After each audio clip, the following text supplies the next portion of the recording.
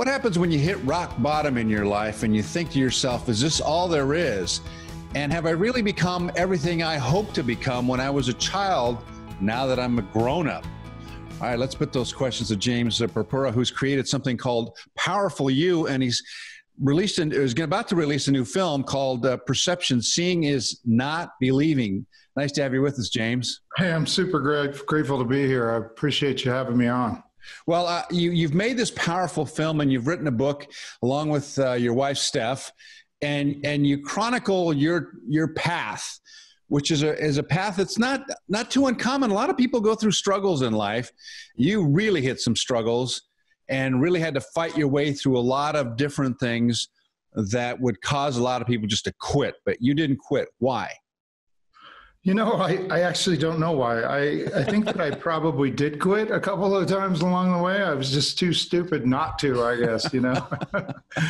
It's essentially, one of the parts of the movie and the film you'll find out is that I was in jail, right? And so actually I had quit before I went to jail. And the quitting was me getting on drugs, right? It was like, I can't take it anymore. Life doesn't make sense. The world's a cruel place. And so, I used drugs to check out of that. And, those drugs eventually put me into, supporting my habit, I'd do small crimes, put me into jail. And, the drugs were the quitting. That was the quitting. It was I can't take it anymore. I've dealt with enough pain. I need to exit this pain. And so I did essentially quit. But, when I was in jail, I decided to give it one more shot.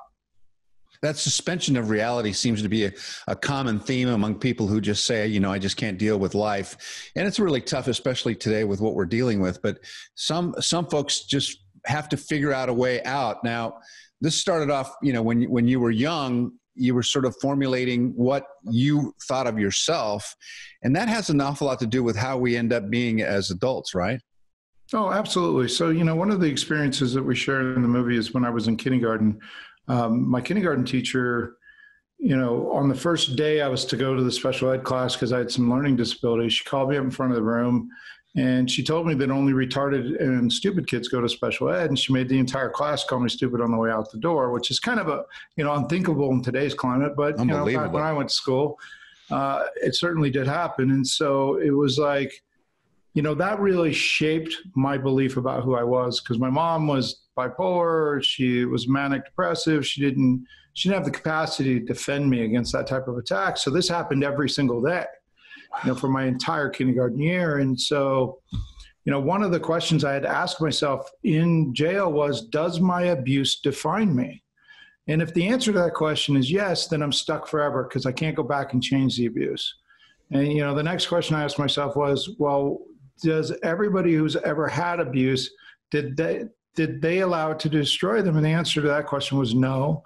And so my abuse couldn't define me, because essentially what it came down to me is when I got in jail, I started, trying to change and get information. And I used to write these long lists of people who had harmed me, to offer them some type of forgiveness and prayer and meditation. And one day I looked at this list and I thought, the only common denominator between all those things is me. What if I was somehow the creator of this? And I was like, wait, what? I've never thought about the fact that I might have been the creator of my existence, that this all might have been my fault. And when I say that, people get shocked. And I want to be very clear, I'm not victim shaming the younger version of myself. What I'm saying is that, there's two sides to every story. Whatever the other person did was their side. Mm-hmm. What I chose to believe about myself was my side, right?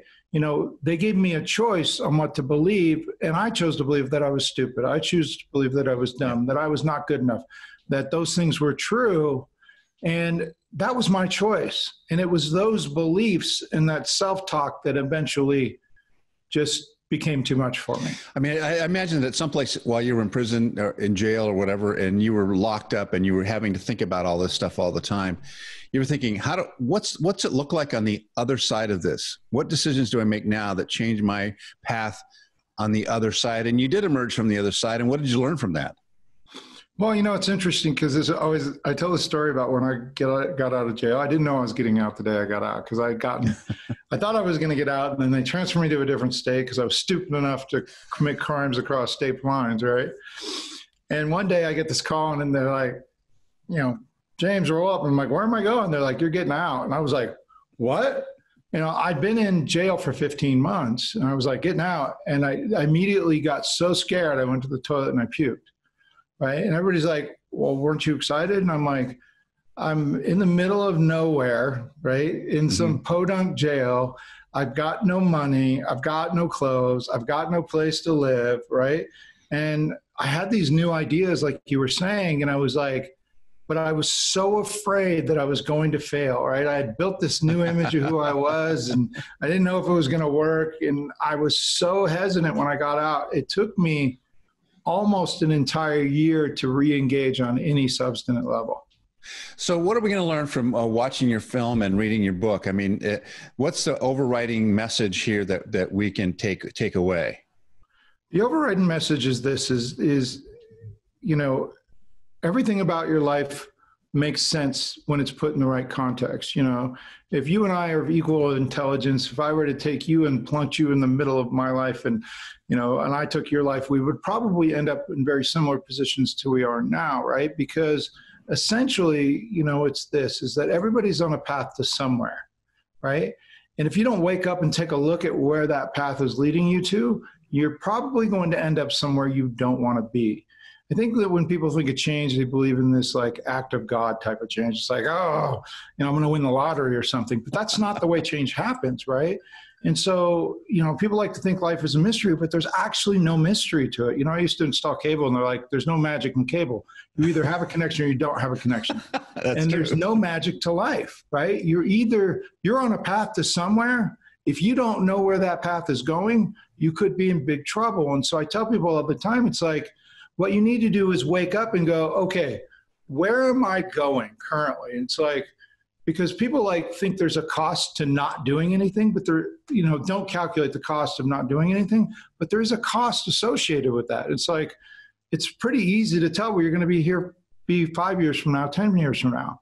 Yeah. If you can be honest with yourself, it's like, well, look at the nature of your relationships. Are your relationships improving, or are they getting worse, right? Calculate whatever that is forward, a year from now, 2 years from now. What was it a year ago? Same with money, same with debt, same with weight, same with health. You are going to keep going down that current trajectory. And if you keep that same trajectory, if you take where you were 1 year ago and you say, what's the difference between that and now? And you put that number into the future, either positive or negative, you're going to get a good understanding of where your life is going to turn out. And people are like walking around with the blinders on, like, oh no, that's not going to happen to me. It amazes me. One of the scariest statistics I ever heard is 70% of people that have coronary bypass surgery, literally they've been told their life is in massive amounts of danger. 70% after the surgery fail to change lifestyle habits. 70%. Yeah. I mean, that's shocking. It's like, the guy who smokes and drinks and, 50 years old, has a heart attack, and, he's got all these pills, and he goes, why me, God? Why me? I'm like, what did you think was going to happen? It all goes back to what you said at the beginning. At the center of all this is me. It's all me. Right, James. Well, that's, I appreciate all those great thoughts. And I'll tell you what, there's so much meat in your message that you have to pause. First of all, watch this film. I'm going to ask you where we can see it, and read the book. And so let's talk about where we can see the film and how we can contact you as we wrap up here. Okay, so our website is powerful-u.com. Mm-hmm. Right now we're showing the film for free because there's a lot of people in fear and uncertainty. There's a lot of weird things going on in the world. And, I think that we're getting ready to move into a recession that one we've never seen. Yeah. Possibly ever, definitely in our lifetimes. And so the idea is that, I've been telling people this is if you're faced with starting over, if you're faced with losing the life that you had, this is what I want to tell people. It's like there's a saying in business, and the saying is this: the only thing worse than a business that totally fails is one that barely makes it. Now, if that barely makes it, actually describes your life, then what I would say is this, is don't be too quick to regain a life that wasn't worth living. This is your opportunity to rebuild. This is your chance to create something great for yourself. So we're offering the movie for free. We have a free resources page. We have a free book, free movie. I wrote an ebook around fear for the people struggling with this, the results of this pandemic. We also have assessments and everything. We have everything you need to turn your life around, and it's really inexpensive as well. Well, it's very well thought through, very thoughtful, as I said, very powerful, strong message, one that everyone really should listen to. And James, I appreciate your time and all the great work that you've done. My best to you and your wife as you continue on this journey. Thanks so much for being with us on this program. Hey, thank you, Carlos. Have a great day. I'll talk to you soon. Bye-bye. Bye.